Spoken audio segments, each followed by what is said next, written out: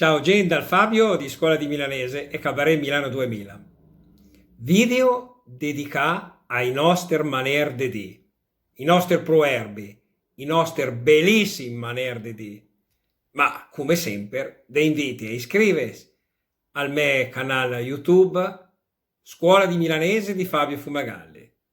E se ti piace il milanese, poi no, vai sminga iscritto. Mettete i like ai video se vi piace ed attivate la campanella per ricevere le notifiche. E fai conoscere il canale ai vostri amici, che ne diventa tanti. Dunque, una bellissima maniera di dire è la mangiare la baionetta di tedesco.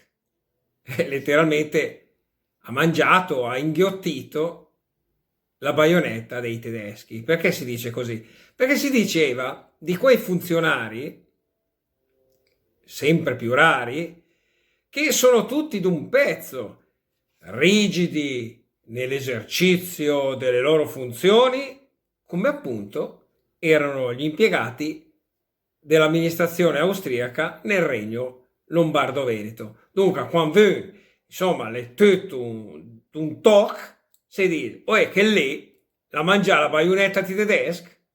Ciao amici dal Fabio di Scuola di Milanese, alla prossima, ciao!